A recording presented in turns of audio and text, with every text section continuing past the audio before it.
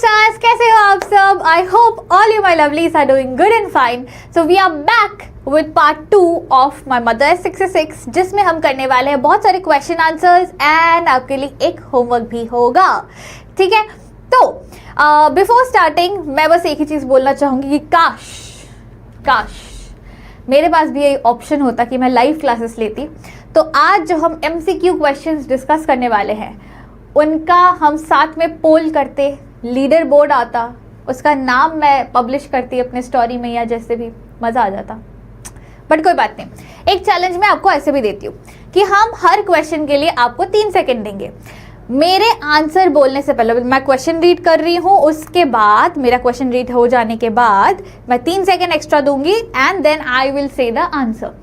अब मेरे आंसर बताने से पहले अगर आपने सही आंसर गेस कर लिया तो please keep them noting down and at the end जब MCQ क्वेश्चंस खत्म होते हैं लेट मी नो कि 7 आउट ऑफ 7 आया है आपको या 8 आउट ऑफ 8 या 4 आउट ऑफ 8 जो भी आ रहा है. If you are getting it, अगर 8 क्वेश्चन है 6+ मिलने चाहिए आपको. ठीक है, क्योंकि बहुत क्लैरिटी के साथ हमने पूरे पोम को डिस्कस किया है. So without further delay let's begin with our poem discussion. चलो, पोम के क्वेश्चन आंसर डिस्कशन. सबसे पहले a little bit of subjective questions.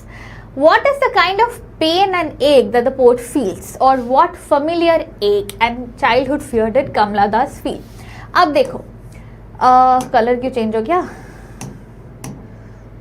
हाँ, अब देखो, एक ही क्वेश्चन को यहाँ पे 2 लैंग्वेज में लिखा गया है. इसको और 10 लैंग्वेजेस में भी लिखे जा सकते हैं. तो जो मैं हमेशा कहती हूँ, सवाल बहरूपिया होता है, क्वेश्चंस को घुमा फिरा के बोला जाता है, शब्दों का खेल यूज़ किया जाता है, स्पेशली बोर्ड्स ईयर है ये. तो इट इज़ वेरी इंपॉर्टेंट कि आप ये बात को समझो क्लियरली. ठीक है, ये बात आपको अभी से प्रैक्टिस करने की ज़रूरत है कि things are not going to be straightforward, specially अब 12th में हो. तो कोई भी चीज़ अगर डायरेक्ट क्वेश्चन भी है, सेम एक क्वेश्चन को ये 2 अलग अलग वेज में लिखे हैं, 10 अलग वेज में आपको पूछ सकते हैं, बट एसेंस सेम है. जैसे कि what kind of pain and ache, what familiar ache and fear. तो एक मिल रहा है, एटलीस्ट एक वर्ड मिल रहा है आपको सिमिलैरिटी मिलने के लिए. आपको क्वेश्चन समझ के भी, मतलब क्वेश्चन रीड करके भी समझना ज़रूरी है कि ये सेम क्वेश्चन है. ठीक है, तो कौन सा बचपन, मतलब कौन सा पेन एंड चाइल्डहुड फियर के बारे में बात किया जा रहा था? Loss, obviously the fear of loss, क्योंकि उन्होंने अपने मम्मा के फेस को देखा, it looks like a dead body and she is very scared of losing her. The poet is pained to see, अच्छा विल प्रैक्टिस की पॉइंट अंडरलाइनिंग वाला thing also. The poet is pained to see her mother's dull and colourless face. She is hurt to see that her mother's face looks like that of a dead body, afraid of the fact that she may not see her mother alive the next time. तो fear क्या है? fear of loss. क्या कि अभी तो ये जा रही हैं यहाँ से, बट शायद से जब वो रिटर्न आएगी, शायद यही लास्ट या आखिरी मुलाकात है, इसके बाद वो मिलेंगे नहीं. तो that is one fear of loss that she faces या suffers.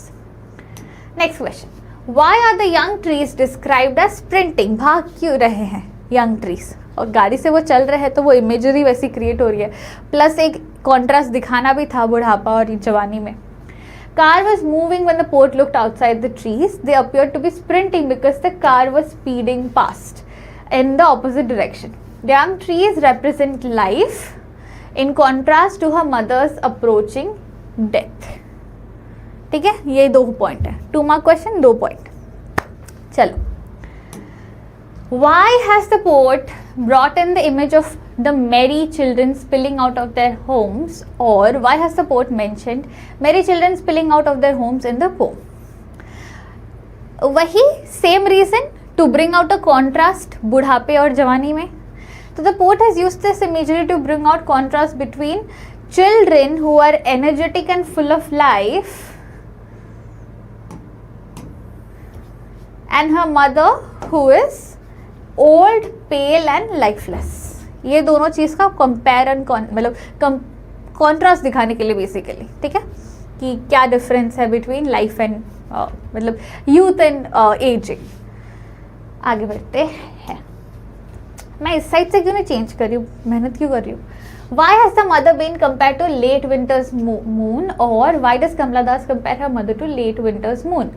Because late winter moon क्या होता है, एक तो उसका सिम्बोलिज्म है डेथ. दूसरी चीज़, अगर आप towards the end of winter का जो फुल मून आता है ना, वो नोटिस करोगे, वो भी मैंने बोला था ऑफ वाइट कलरिश होता है, एकदम ब्राइट येलोइश ऑरेंजिश ऐसा कलर नहीं होता, एकदम ऑफ वाइट पेल लगता है, थोड़ा हल्का, वो उतना शाइन नहीं होता, उतना ग्लो नहीं होता. वो जैसे कि चांदनी के बारे में हम बात करते हैं ना, वो चांदनी से एक पूरा जगह ब्राइट अप हो जाता है. बट ये लेट विंटर मून में ना वो चांदनी ही नहीं होती है, इट्स वेरी डल. तो just as late winter's moon looks hazy and appears to lack brightness and luster due to mist and fog. Similarly, the poet's mother, who is now old and looks pale and devoid of exuberance, her face looks dull and colorless due to old age. वही है, same answer जो हमने अभी discuss किया. ठीक है, आगे बढ़ते हैं. इधर से पढ़ूंगी मैं. What do the parting words of the poet and her smile signify? See you soon, अम्मा. It's like a reassurance कि हम मिलेंगे चलते चलते नहीं, मैं जब वापस आऊँगी तब हम वापस मिलेंगे. तो वो reassurance है. Poet's parting words, see you soon, अम्मा, signifies hope and assurance, not only to herself but also to her mother that they will meet again. हमने हर एक चीज़ को एग्जैक्टली डिस्कस कर लिया है पोम डिस्कशन में. हम बस उस क्वेश्चन आंसर सॉल्व इसलिए करें ताकि आपके दिमाग में अगर गलती से भी कोई डाउट रह गया हो वो भी क्लियर हो जाए. ठीक है, आ गए हैं हमारे MCQ क्वेश्चंस पे. चलो. The poem does not talk about loss of loved ones, natural process of aging, human relationship, separation from a loved one. The poem does not talk about what? किस चीज के बारे में पोम में बात नहीं हो रही है? 3, 2, 1. Let's check the answer. Separation from loved one. Separation from loved one के बारे में आप पूछ सकते हो मैम कैसे? Because loss of loved one के बारे में बात हो ही रहा है, हमें पता है. यहाँ पे उनकी पोएट उनकी मदर को खोने से डर रही है. नेचुरल प्रोसेस ऑफ एजिंग तो डेफिनेटली है. Human relationship of mother and daughter दिख रहा है. But separation from a loved one नहीं है. यहाँ पे वो दूर जाने का डर नहीं है उन्हें कि मैं यहाँ से बाहर जा रही हूँ, दूर रहना पड़ेगा हमें, उसका डर नहीं है, खोने का डर है. ठीक है, तो D is the correct answer. चलो आगे बढ़ते हैं. By the face familiar ache, Kamala Das refers to what? Familiar ache. Pain of separation, aging, illness या traveling. Familiar ache. Elimination method use कर लो. 3, 2, 1. Let's check the answer. Pain of separation. Obvious सी बात है ना, अगर आप elimination भी use कर रहे हो, ट्रैवलिंग का तो दर्द नहीं है उन्हें, you know. She does not have this familiar एक, कोई मतलब कोई डर ऑफ ट्रैवलिंग नहीं है, डर ऑफ बीमारी नहीं है, डर ऑफ बुढ़ापा भी नहीं है. डर क्या है? लॉस का. तो पेन ऑफ लॉस. लॉस को ही यहाँ पे आपको कंफ्यूज करने के लिए, आपका अंडरस्टैंडिंग देखने के लिए लॉस की जगह सेपरेशन लिखा है. क्योंकि आप बोलोगे मैम पिछले वाले में सेपरेशन ऑफ लव्ड वन में आपने बोला वो नहीं है, यहाँ बोल रहे हो पेन ऑफ सेपरेशन है. सेपरेशन यहाँ मतलब है लॉस. आपको समझना पड़ेगा. आप 12th में हो, अब 10th में नहीं हो. ठीक है, next. The sight of young trees and merry children on the way to Cochin is dash the poet's aging mother, like a divine assurance for, in sharp contrast to, distraction from pain for, the bridge between the poet and. बहुत easy है ये, बहुत ज़्यादा easy है ये, like literally. 3, 2, 1, let's check the answer. In sharp contrast to. क्यों? Obvious सी बात है ना कि यहाँ पे यूथ दिखाया जा रहा है और यहाँ पे ओल्ड एज दिखाया जा रहा है. तो this is in sharp contrast ना. मैं कितने बार बोली हूँ, बाहर और अंदर, गाड़ी के बाहर और अंदर एकदम ऑपोजिट थिंग्स दिखाए जा रहे हैं. तो इन शार्प कॉन्ट्रास्ट टू. और अगर यहाँ किसी ने ए चूज़ किया है, अगर किसी ने ए चूज़ किया है, तो मैं ये फेंक के सीधा टिप करूँगी आपके सिर के बीचों बीच. ऐसे ऐसे फेंकूंगी ना, वो सीधा जाएगा और ऐसे छेद बना के आपके दिमाग में नॉक करके आएगा कि थोड़ा सा सुन लिया करो क्या बताया जा रहा है. चलो. The face old familiar ache has been used to refer to a fear. This phrase can also be used to compare physical pain with mental agony, elicit someone's unanswered queries, substantiate reasons for ache and pain, describe a longing one has been aware of. मतलब बता देती हूँ options का और question का. ये जो face हमने यूज़ किया ना, ओल्ड familiar ache, पोम में किस हिसाब से यूज़ किया गया था? डर दिखाने के लिए, खो देने का डर, चाइल्डहुड, फियर ऑफ लॉस. तो इस फेस को और कहाँ यूज़ कर सकते हैं? टू कंपेयर, मतलब फिजिकल पेन, हाथ पैर में दर्द हो रहा है, उसके साथ मेंटल पेन को कंपेयर करने के लिए यूज़ किया जा सकता है, या किसी के अनआंसर्ड क्वेश्चंस के बारे में बात करने में यूज़ किया जा सकता है, या to provide reasons for aches and pains. कोई दर्द, मतलब किसी भी तरह के दर्दों के लिए आप इस फेस को यूज़ कर सकते हो. या कोई एक चीज़, describe a longing one has been aware of. अच्छा, मतलब बहुत समय से किसी चीज़ के बारे में वो चाह रहे हैं, उस किसी चीज़ को जिसके बारे में वो जानते हैं, उस चीज़ को डिस्क्राइब करने में. Old familiar ache. 5 सेकेंड्स देती हूँ उसमें, क्योंकि थोड़ा डिफिकल्ट हो सकता है.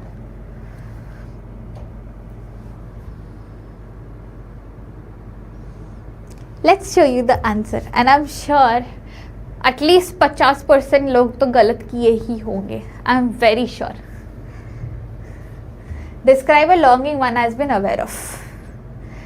मतलब एक चीज़ जो उनके दिल में है, उस बारे में उस इंसान को पता भी है कि ये चीज़ मेरे अंदर है, मेरे दिल में है. उस चीज़ को डिस्क्राइब करने के लिए familiar ache, मतलब जो आपको पता है ऑलरेडी ये मेरे दिल में है, उस चीज़ को डिस्क्राइब करने के लिए ये ऑप्शन है. Next question. The tone of the poet in the poem is primarily a combination of dash and dash. dauntlessness, apprehension, dejection, disappointment. देखो, इनके मतलब मैं आपको बता ही सकती हूँ, बट फिर आपका रीडिंग कॉम्प्रीहेंशन के क्लासेस करने का क्या मतलब है? मतलब आपने इतने दिनों में रीडिंग कॉम्प्रीहेंशन एटलीस्ट 100 तो सॉल्व किए ही होंगे ना. 9th, 10th, 11th 100 आरसीज तो सॉल्व किए होंगे, उसके भी पहले किया होगा. तो कैसे सॉल्व करते थे आरसी के क्वेश्चन सिनोनिम एंटोनिम? 5 सेकेंड्स दूंगी, नहीं 3 सेकेंड्स दूंगी, उसके बाद एक बार जल्दी से मीनिंग बता देती हूँ मैं, ठीक है? 3, 2, 1. Let me tell you the meanings. Dauntlessness का मतलब होता है एकदम निडर होना, एकदम बेखौफ होना, ठीक है? एप्रीहेंशन का मतलब होता है having some kind of anxiety या डर, fear in your mind. Dejection का मतलब होता है you are feelings like sad, ठीक है? एंड डिसअपॉइंटमेंट का मतलब होता है निराशा. तो कौन से 2 टोन्स थे इस पोम में पोट के? Combination of which 2? Answer is बहुत ईजी, मैंने अब बोल भी दिया मतलब. And the answer is 2 and 3. 2 and 3 क्यों? क्योंकि ऑब्वियस सी बात है, निराशा किसी बारे में उनको नहीं था, कुछ डिसअपॉइंटिंग काम उन्होंने या उनके मम्मा ने नहीं किया है. नीडर वो थी नहीं, डर उनके दिल में था, तो वो anxiety, fear, apprehension, dejection as in feeling sad. तो 2 and 3, B is the right answer. आगे बढ़ते हैं. Read the extract given below and answer the question. तो एक्सट्रैक्ट बेस्ड क्वेश्चन आप कुछ सॉल्व करेंगे. क्या है? Driving from my parents home to Cochin last Friday morning I saw my mother beside me. कहाँ तक है? She looked but soon that put that thought away, ठीक है? स्टार्टिंग से लेके जब भी वो डिसाइड करती है अपना माइंड डाइवर्ट करने का, वो पार्ट ऑफ द पोम है। क्वेश्चंस देखते हैं। Choose the option that best applies to the given extract. A conversation, an argument, a piece of advice, a strategy, a recollection, a suggestion. तो कौन कौन से चीज़ों को हम बोल सकते हैं इस एक्सट्रैक्ट के लिए? ये कॉन्वर्सेशन चल रही है दो लोगों में, आर्ग्यूमेंट चल रहा है दो लोगों में, छोटा सा एडवाइस दिया जा रहा है किसी को, या कुछ याद किया जा रहा है, या एक सजेशन है। कौन सा है? This very very very simple. हमें पता है ये पोम किस बारे में है।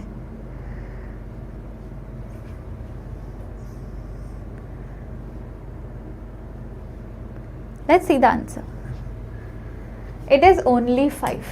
Wasn't it very obvious? मतलब इस पोम में सिर्फ रिकलेक्शन ही हो रहा है ना। पोम उस टाइम के बारे में सोच के एक पोम लिखा उन्होंने, मतलब पोर्ट उस बार टाइम के बारे में सोच के उन्होंने एक पोम लिखा। That is simply a recollection. कोई कॉन्वर्सेशन नहीं चल रही है, पोर्ट की मम्मी सो रही है, कोई झगड़ा भी नहीं चल रहा है, नो आर्ग्यूमेंट्स, कोई किसी को एडवाइस नहीं कर रहा है कि अपने मम्मी को ऐसे सोता देखो, कोई एडवाइस नहीं आ रही है हमारे पास। कोई स्ट्रैटेजी बिल्ड नहीं हो रही है कि कैसे मैं उन पेड़ों को काट दूँ या इन बच्चों को भगा दूँ, किडनैप कर लूँ, कुछ नहीं। और कोई सजेशन भी नहीं दिया जा रहा है। It is simply only and only recollection या थिंकिंग ऑफ दोज मेमोरीज। ठीक है। Choose the book title that perfectly describes the condition of poets mother. Poet के मदर के कंडीशन के हिसाब से कौन सा टाइटल एकदम एक बुक के लिए सूटेबल होगा? Your only old ones by doctor Seuss, the gift of years by Joan Christer, somewhere towards the end, या the book you wish your parents had read. Title 1 2 3 4।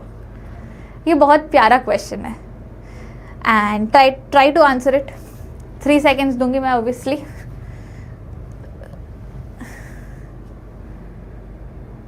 Let's go. Correct answer option C. आप पूछोगे सी ही क्यों, कोई और क्यों नहीं? Elimination use करते हैं। आप क्यों चाहोगे कि आपके पेरेंट्स बुढ़ापे के बारे में अलग से रीड करें कि बुढ़ापा ऐसा होगा ऐसा होगा? तो ये हट गया। योर ओनली ओल्ड वंस, वो सबको पता है।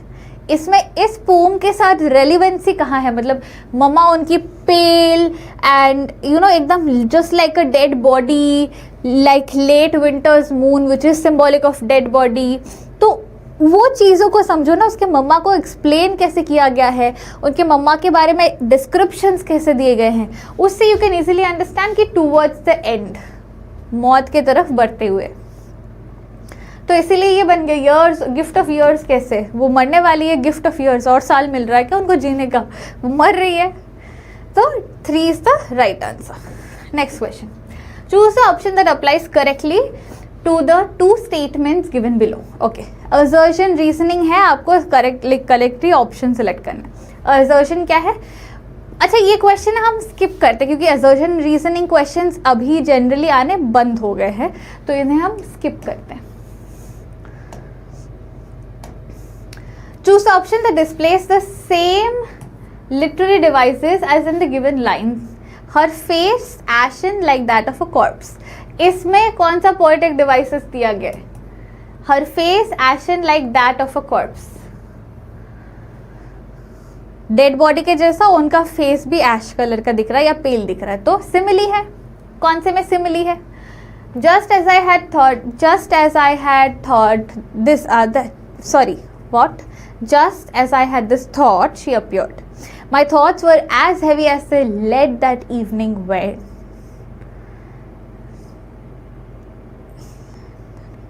Okay, I think like everyone else, I like to think aloud well. Oh, मुझे आंसर मिल गया। 3 2 1, let's go and see the answer. It is option B. My thoughts were as heavy as lead that evening when. तो मेरे thoughts किसी चीज़ के जितना ही heavy था। Okay, that's simple comparison. What is the significance of comparing the mother's face to that of a corpse? The significance is to show that दोनों ही on the way of death है या mother is nearing death है, ऐसा कुछ। Comparing the mother's face, poet highlights the old age and the fact that her mother is nearing death. ठीक है, that's the point. आगे बढ़ते हैं. Why did the poet put the thought away? क्योंकि नहीं तो वो और ज़्यादा अपसेट हो जाती. And you know that thought of fear of separation, I mean not separation, thought fear of loss would maybe उनको बहुत ज़्यादा दुख होता उस बारे में, तो उस चीज़ को इसीलिए डाइवर्ट करना चाहती थी अपने माइंड को उस चीज़ से. She could not stand the pain of the thought, इसीलिए she decided to divert her mind. Bring out the poetic devices, ये तो हमने कर लिया है, ये हमने पोम के डिस्कशन वाले लेक्चर में ही कर लिया है, तो ये वापस से नहीं कर रहे हैं because it will take a lot of time. या थोड़ा सा देख ले क्या. सिम्बॉलिज्म है, इमेजरी है एंड अदर डिवाइसेस है. इमेजरी भी है. अच्छा हाँ, एक चीज़ मैं भूल गई थी. इमेजरी कैसा है, वो ग्रीन ट्रीज, छोटे बच्चे, मेरी किड्स, ये सब चीज़ें आप इमेजिन कर सकते हो. छोटे छोटे बच्चे घर से निकल के भाग रहे हैं, ग्रीन ग्रीन पेड़, they are rushing opposite side, तो वो सब इमेजिन आप कर सकते हो. Single string of thought, okay. Simile है, ओके. और क्या है, पर्सोनिफिकेशन है, हमने देख लिया है. एलिटरेशन है, ये भी हमने देख लिया है. Repetition of consonant sound F. हाँ, तो हमने जो जो किया है उससे एक्स्ट्रा बस एक ही निकलता है, इमेजरी. ये मैंने नहीं लिखा था. जो भी हमने 6 पोएटिक डिवाइसेस की हैं उसके साथ एक ऐड कर देना, इमेजरी भी ऐड कर देना. ठीक है, चलो. This is your homework. Bring out the significance of the smile of the poet as she bade farewell to her mother. This is a 4-marker question. ये आपका होमवर्क है. उन्होंने जो मतलब सारे दुख दबा के मम्मी की तरफ घूम के सी यू सून मम्मा, फिर मिलते हैं, बाय बाय, ये किया ना, उसका सिग्निफिकेंस क्या है? What is the significance of that smile that the poet वोर? ठीक है, ये आपका होमवर्क है 4 मार्क का. मेक श्योर कैसे चेक करवाना है, आपको सिंपली आंसर नोटबुक में लिखना है, पिक्चर उठाना है, इंस्टाग्राम पे स्टोरी डालना है और मुझे टैग करना है. And as you know the drill, अगर आपका आंसर सही है तो I will simply do this like your story. अगर गलत है तो मैं वहाँ पे कुछ ना कुछ करेक्शन कमेंट करके आपको बता दूंगी. ठीक है, तो यप, दैट्स इट. हमारा पूरा pome of my mother 66 is done. इसके और भी इम्पॉर्टेंट क्वेश्चंस है जो कि बोर्ड्स रिलेटेड है, उनको मैं एक PDF में प्रोवाइड करूँगी. अभी एक साथ मैं दे सकती ही थी, just like many other people, मैं आपको बर्डन कर सकती हूँ, बट आपका 12th है तो आपके स्कूल के पढ़ाई के साथ हम पढ़ाई कर रहे हैं, प्लस प्रोजेक्ट्स एंड असाइनमेंट्स होंगे. तो I want to do it in a systematic way. पहले आप पोम को समझो, उसके की नोट्स, की पॉइंट्स बनाओ, बेसिक क्वेश्चंस को सॉल्व करो, ये होमवर्क दिया उसे सॉल्व करो.